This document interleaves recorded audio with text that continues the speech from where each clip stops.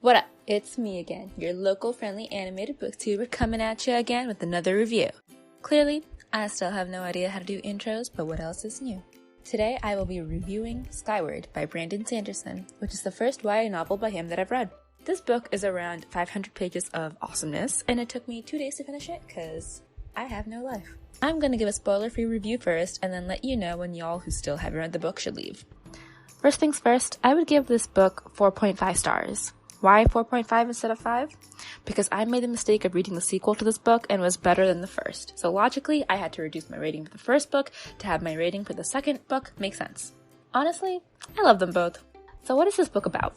This is a young adult fantasy sci-fi novel following a teenager named Spencer. It's like Spencer, but if he had a British accent.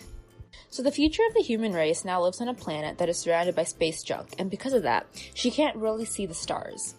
Also, her planet, Detritus, is attacked frequently by an alien race called the Crow.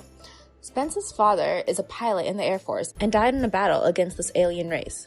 He was branded as a coward for abandoning his team during the battle and was then executed by the Air Force for his actions. Ever since then, Spencer's family was kind of ostracized, so she lives with her grandmother and mother and has always wanted to join the Air Force and find out why her father did what he did. We follow Spencer on her adventure into the Air Force, learning more about the aliens, working as a part of a team, and uncovering some secrets about the war that humanity is waging on the Krell, and about why she's seeing and hearing stuff that no one else can. So I'm trying to be more analytical when reviewing books, so I'm going to talk about a few categories.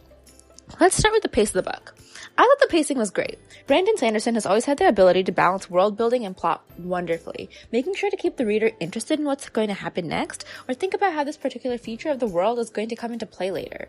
There were a couple chapters where I felt like I was just reading about Spencer traveling a lot, like whether it was just walking and her describing what she was seeing again, or using an elevator and it taking a while. But there's enough dialogue and action to balance that out. The characters in the book were also amazing. Spencer is a very headstrong kind of look before you leap, not afraid to speak her mind kind of girl. This can get her into trouble a lot, but it also makes her not afraid to take risks and actually do what needs to be done. It also makes for an entertaining read. Because her family is branded the family of a coward, she starts off having only one friend and goes on to gain more throughout the book. And it was just really heartwarming seeing her interact with so many people of different personalities and backgrounds.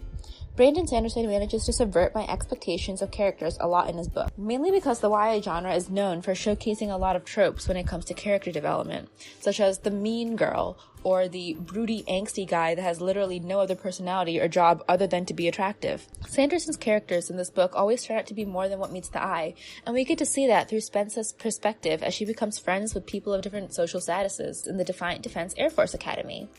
Also, the action scenes in this book were epic. More than once, I had to stop myself from skipping ahead of an action scene to see if someone lived or died. There's a ton of fighting using fighter ships in this book, lots of explosions. It's pretty much a Michael Bay movie. I think that is going to be the end for the non-spoiler section of the book, so for my non-spoiler viewers, I'll see you in the next video. For everyone else that has read the book or part of the book, let's talk about a few things. This is probably going to be a random string of thought that I just vomit out, but let's go with that. First off, I love Mbot so much. Literally, get you an AI like Mbot. They literally just want to collect their mushroom samples, make friends, learn about the world, and change the code in their program to feel emotions. The whole ability to change their code thing does make me a bit worried, but with everyone's averseness to AI in the novel, I'm totally not scared of AI overlords taking over the earth. That's crazy talk. Also, I want a Doomslug of my own. I would name her Banana, because she's yellow, and I'm unoriginal. Doomslug repeating every word that Spencer said was one of the funniest and cutest recurring jokes in the book, especially when it would repeat swear words. Good. Hey now, this is a family-friendly book review. I'm still highly confused about Spencer's powers at the end. It made more sense in the second book, Starsight, which I also highly recommend. The setting is actually really cool though. I think I would live on Detritus if I got a chance to pilot a fighter ship.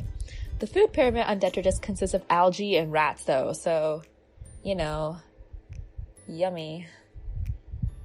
The ending where Spencer meets and understands the Krell though is a plot twist I didn't see coming. Especially the fact that they were just as much scared of her than she was of them, maybe more so. More on the characters though, a lot of them were very interesting to read about, even though they were so different from each other. I found myself relating to even the most, shall we say, unique characters. For example, on page 56 of the paperback book, Spencer says, "The most wonderful sound event is the lamentations of my enemies, screaming my name toward the heavens with ragged, dying voices." And I felt that. I also relate to Spencer because I too just want to yeet myself into space sometimes. And while Spencer's talent is shown through her knack for flying, I think her real unstated talent is nicknaming things, because her nickname for Jorgen when she first met him was on point. Also for Doomslug the Destroyer. And while I did relate to Spencer a lot, I also related to Jerkface, because reading about him reminded me of all those painful memories from high school of carrying group projects with people I wanted absolutely nothing to do with. I also related to the aliens that Spencer encountered, because I too find some humans to be repulsive and scream in horror when I see them. Last thing I want to mention though are the friendships in this novel, not only between Spencer and her human friends, but particularly the friendship between her and Mbot, which I think is aptly represented in this scene. I pulled my radio from my backpack. "Hey, guess what, Mbot? I have a present for you." Mushrooms? Better. 2 mushrooms? Anyways, I still don't know how to do outros, but thanks for watching this video. If you liked it, you can subscribe to my channel or leave a comment below. Or don't. It's a free country. I'm still looking for ways to improve my reviews and be better at this whole YouTube thing, so if you have any suggestions or constructive criticism, let me know in the comments. Bye guys!